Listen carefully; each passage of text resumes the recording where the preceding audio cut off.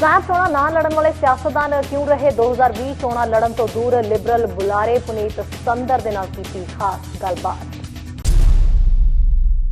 BC चोणा दे विच सारे उम्मीदवार आपो अपनी वाह ला रहे ने, अड्डी छोटी दा जोर लगाया जा रहा है जितन दे लई। इस लई कई मुद्दों के उत्ते पार्टियां एक दूजे नूं निशाना बना रही ने, पर की वाकई ही यह समा चोणां करवाउण दे लई सही है या वाकई उही मुद्दे चुके जा रहे हैं जिन्हां दी इस वेले मंग भी है? क्यों कई सियासतदान इन्हां स्नैप चोणां तो दूर रहे? आओ गलबात करदे हां लिबरल स्पोक्सपर्सन पुनीत संदर दे नाल।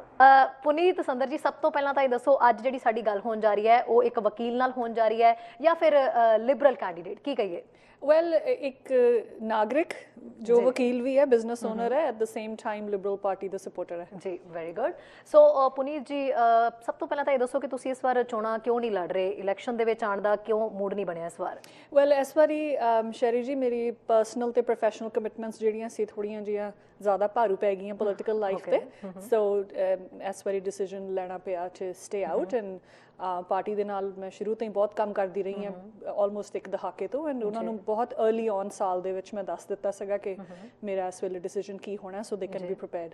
ओके, सो वाकई कहिए कि पर्सनली तुसीं ये डिसीजन नहीं लिता या फिर किते ना किते कोविड-19 के हालातां नूं देखदे होए या फिर कह सकते हैं कि इन्नी जल्दी क्विकली इलैक्शन जिस तरीके नाल कॉल कीते गए वो भी एक मेन रीजन सीगा?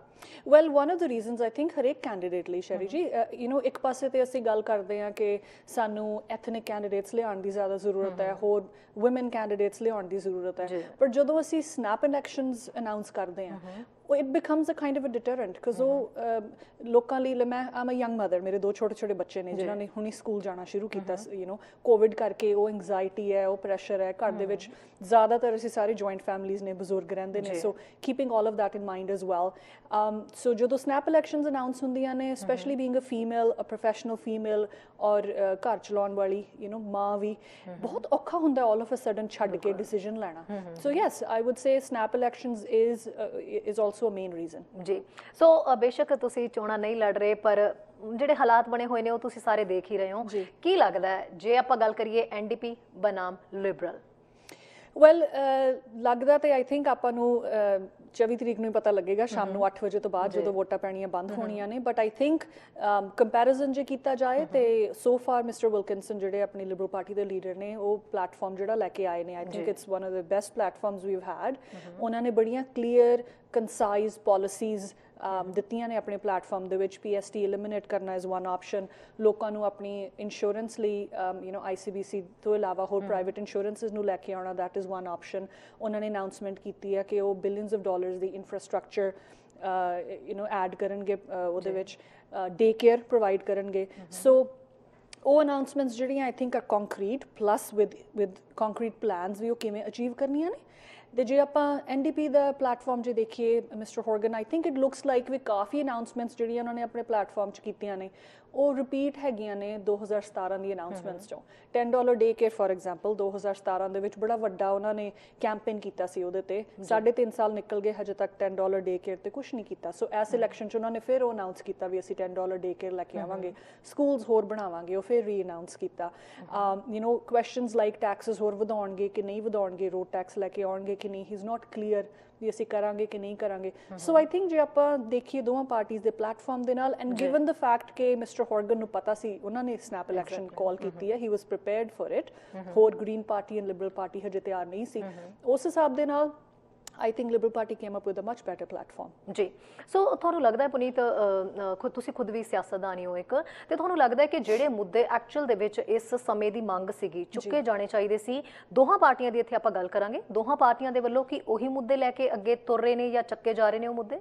Well I do feel again you know ਕਿ ਹੁਣ ਜਿਹੜੀ ਇਲੈਕਸ਼ਨ ਅਨਨੈਸੈਸਰੀ ਸੀਗੀ ਇਸ ਵੇਲੇ, ਬਟ ਹੁਣ ਜੇ ਇਲੈਕਸ਼ਨ ਆ ਗਈ ਹੈ ਤੇ ਹਰੇਕ ਲੀਡਰ ਦਾ ਕੰਮ ਜਿਹੜਾ ਹੈ ਵੀ to come up with the platform, to come up with the policies ਜਿਹੜੀਆਂ ਗਿਵਨ ਵੀ ਇਸ ਵੇਲੇ ਅਸੀਂ ਕੋਵਿਡ 'ਚ ਲੰਘ ਰਹੇ ਆ, ਉਹਦੇ ਲਈ ਕਿਵੇਂ ਯੂਸਫੁਲ ਹੋਣਗੀਆਂ ਲੋਕਾਂ ਨੂੰ।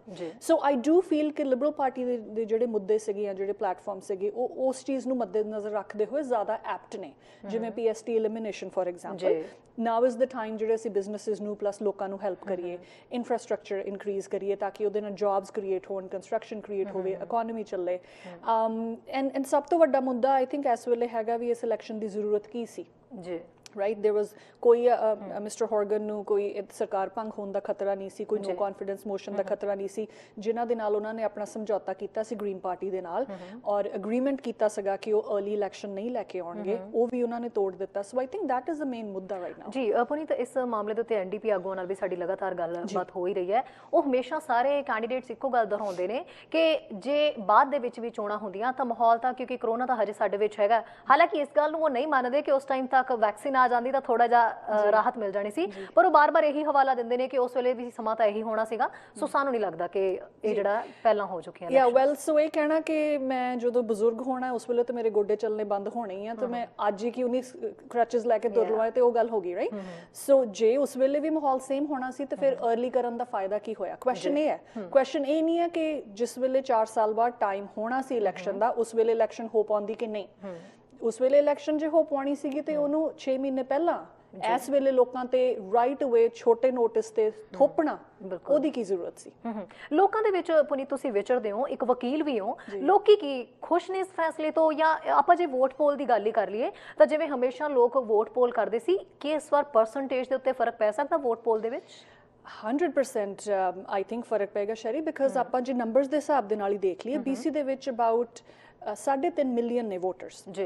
3.5 ਮਿਲੀਅਨ ਵੋਟਰਸ ਦੇ ਵਿੱਚ ਹੁਣ ਤੱਕ ਦਾ ਆਈ ਥਿੰਕ ਕੱਲ ਤੱਕ ਦੇ ਜਿਹੜੇ ਆਪਣੇ ਕੋਲ ਨੰਬਰਸ ਆਏ ਸੀਗੇ 5 ਲੱਖ ਤੋਂ ਥੋੜੇ ਜਿਹੇ ਥੱਲੇ ਤੱਕ ਸੋ ਫਾਰ ਜਿਹੜੇ ਐਡਵਾਂਸ ਪੋਲਿੰਗ ਚ ਪੋਲ ਹੋਈ ਹੈ, ਪਲੱਸ ਜਿਹੜੇ ਮੇਲ ਇਨ ਬੈਲਟਸ ਆਏ ਨੇ। ਓਕੇ, ਸੋ ਜੇ ਆਪਾਂ ਇਹੀ ਚੱਲੀਏ ਵੀ ਮਾੜੇ ਤੋਂ ਮਾੜਾ ਤਾਂ ਨਹੀਂ, ਬਟ ਐਵਰੇਜ ਸਿਨੈਰੀਓ ਵੀ half of the voters will vote.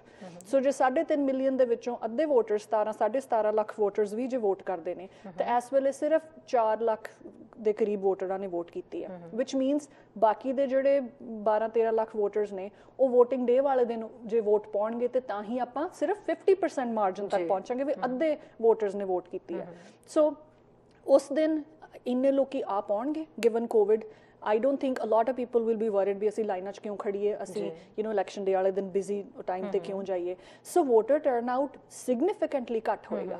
And I think ਇਹ ਜਿਹੜੀ ਸਟ੍ਰੈਟਜੀ ਸੀਗੀ ਸਨੈਪ ਇਲੈਕਸ਼ਨ ਦੀ, ਉਹਦਾ ਇੱਕ ਮੇਨ ਮੁੱਦਾ ਇਹ ਵੀ ਹੈਗਾ ਬਿਕਾਜ਼ ਹਿਸਟੋਰੀਕਲੀ ਜਦੋਂ ਅਸੀਂ ਨੰਬਰਸ ਦੇਖੀਏ, ਜਦੋਂ ਵੀ ਵੋਟਰ ਟਰਨ ਆਊਟ ਘੱਟ ਹੁੰਦੀ ਹੈ ਉਹ ਇਨਕੰਬੈਂਟ ਦੀ ਫੇਵਰ 'ਚ ਹੁੰਦੀ ਹੈ, ਮਤਲਬ ਜਿਹੜੀ ਸਰਕਾਰ ਇਸ ਵੇਲੇ ਹੈਗੀ ਉਹਦੇ ਫਾਇਦੇ 'ਚ ਹੁੰਦੀ ਹੈ, because what that means is ਜਿਹੜੇ ਲੋਕੀ ਚੇਂਜ ਚਾਹੁੰਦੇ ਨੇ ਉਹ ਬਾਹਰ ਆ ਕੇ ਜ਼ਿਆਦਾ ਵੋਟ ਨਹੀਂ ਪਾਉਂਦੇ ਜੀ। ਬਿਲਕੁਲ। So these were all the things that I think mister Horgan kept in mind. ਇੱਕ ਤੇ ਡਾਕਟਰ ਬੋਨੀ ਹੈਨਰੀ ਨੇ ਇੰਨਾ ਵਧੀਆ ਕੰਮ ਕੀਤਾ ਹੈ, ਬਟ ਆਮ ਜਨਤਾ ਇਹ ਰਿਅਲਾਈਜ਼ ਨਹੀਂ ਕਰਦੀ ਕਿ ਡਾਕਟਰ ਬੋਨੀ ਹੈਨਰੀ ਸਰਕਾਰ ਦਾ ਹਿੱਸਾ ਨਹੀਂ ਹੈ, ਉਹ ਇੱਕ ਇੰਡੀਪੈਂਡੈਂਟ ਆਫਿਸਰ ਨੇ। ਐਕਚੁਅਲੀ ਉਹਨਾਂ ਨੂੰ ਲਿਬਰਲਸ ਨੇ ਅਪਾਇੰਟ ਕੀਤਾ ਸੀ।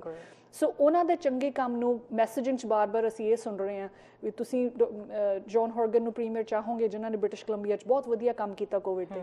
ਉਹ ਗਲਤ ਗੱਲ ਹੈ। ਉਹ ਕ੍ਰੈਡਿਟ ਡਾਕਟਰ ਬੋਨੀ ਹੈਨਰੀ ਦਾ ਹੈ, ਉਹਨਾਂ ਦਾ ਕ੍ਰੈਡਿਟ ਆਪ ਲੈ ਕੇ ਲੋਕਾਂ ਨੂੰ ਇਹ ਕਹਿਣਾ ਭਰਮਾਉਣਾ, I think this is the strategy. So ਯਾਨੀ ਕਿ ਇਸ ਇਲੈਕਸ਼ਨ ਦੇ ਵਿੱਚ ਕ੍ਰੈਡਿਟ ਵਾਰ ਸ਼ੁਰੂ ਹੋ ਚੁੱਕੀ ਹੈ। ਕ੍ਰੈਡਿਟ ਵਾਰ ਸ਼ੁਰੂ ਹੋ ਚੁੱਕੀ, plus to take away the credit from someone who's worked so hard, ਜਿਹੜੇ ਕਿ ਐਨਡੀਪੀ ਦਾ ਹਿੱਸਾ ਨਹੀਂ ਹੈ, ਉਹ ਇੰਡੀਪੈਂਡੈਂਟ ਆਫਿਸਰ ਨੇ, ਐਂਡ ਸੇ ਵੀ BC ਨੇ ਪੈਂਡੈਮਿਕ 'ਚ ਵਧੀਆ ਕੀਤਾ because of John Horgan. I think that's wrong. Okay, so Puneet, ਅਖੀਰ ਦੇ ਵਿੱਚ ਤੁਹਾਨੂੰ ਇਹ ਪੁੱਛਣਾ ਚਾਹਾਂਗੇ ਕਿ ਜੇ ਵੈਸੇ ਤਾਂ ਹੋ ਸਕਦਾ 24 ਤਰੀਕ ਨੂੰ ਰਾਤ ਨੂੰ, ਜਿਵੇਂ ਤੁਸੀਂ ਕਹਿ ਰਹੇ ਸੀਗੇ, ਤਸਵੀਰ ਕਲੀਅਰ ਹੋ ਜਾਏ, ਤੇ ਇਹ ਵੀ ਕਿਹਾ ਜਾ ਰਿਹਾ ਸੀਗਾ ਕਿ ਜਿਹੜੇ ਨਤੀਜੇ ਆ ਉਹਨਾਂ ਦਾ ਥੋੜਾ ਜਿਹਾ ਇੰਤਜ਼ਾਰ ਕਰਨਾ ਪਏਗਾ ਕਿਉਂਕਿ ਮੇਲ ਇਨ ਬੈਲਟਸ ਜਿਹੜੀਆਂ ਉਹਨਾਂ ਨੂੰ ਟਾਈਮ ਲੱਗਣਾ ਗਿਣਨ ਤੇ। ਅਦਰਵਾਈਜ਼ ਜੇ ਅਸੀਂ 25 ਤਰੀਕ ਦੀ ਗੱਲ ਕਰੀਏ, 25 ਅਕਤੂਬਰ ਨੂੰ ਜਿਹੜਾ ਹੈ BC ਹੈ ਉਹ ਕੀ ਦਿਖਾਈ ਦੇਵੇਗਾ, ਲਿਬਰਲ ਜਾਂ ਫਿਰ ਐਨਡੀਪੀ? ਆਈ ਥਿੰਕ 25 ਅਕਤੂਬਰ ਨੂੰ BC ਕਨਫਿਊਜ਼ ਦਿਖਾਈ ਦੇਵੇਗਾ ਬਿਕਾਜ਼ ਜਿਵੇਂ ਮੈਂ ਤੁਹਾਨੂੰ ਕਿਹਾ ਕਿ ਐਤਕੀ generally they say I don't know exact numbers, 5 ਤੋਂ 10,000 ਮੇਲ ਇਨ ਬੈਲਟਸ ਆਉਂਦੀਆਂ ਨੇ ਹਰੇਕ ਇਲੈਕਸ਼ਨ 'ਚ। ਐਤਕੀ 6.5 ਲੱਖ ਤੋਂ ਜ਼ਿਆਦਾ ਲੋਕਾਂ ਨੇ ਮੇਲ ਇਨ ਬੈਲਟਸ ਰਿਕੁਐਸਟ ਕੀਤੀਆਂ ਸੀ।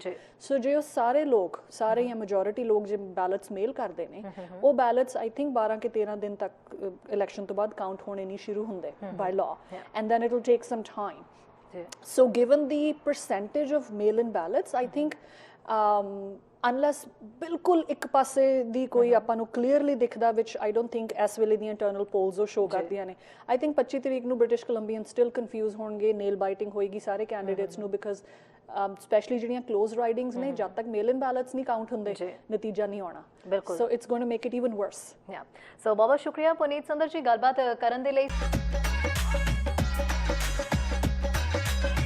ਤੁਸੀਂ ਹੈਰਾਨ ਤੇ ਜ਼ਰੂਰ ਹੋ ਰਹੇ ਹੋ ਕਿ ਇੱਕ ਬੰਦਾ ਪੈਂਟ ਕਮੀਜ਼ ਪਾ ਕੇ ਟਰੈਕਟਰ ਚਲਾ ਰਿਹਾ ਹੈ, ਖੇਤੀ ਕਰ ਰਿਹਾ ਹੈ। ਸਾਡਾ ਹਰ ਇੱਕ ਪ੍ਰੋਗਰਾਮ ਵੇਖਣ ਤੇ ਸਾਡੇ ਨਾਲ ਜੁੜਨ ਲਈ ਸਬਸਕ੍ਰਾਈਬ ਕਰੋ ਚੈਨਲ ਪੰਜਾਬੀ ਤੇ ਨੋਟੀਫਿਕੇਸ਼ਨ ਲਈ ਬੈਲ ਆਈਕਨ ਵਾਲੇ ਬਟਨ ਤੇ ਕਲਿੱਕ ਕਰੋ।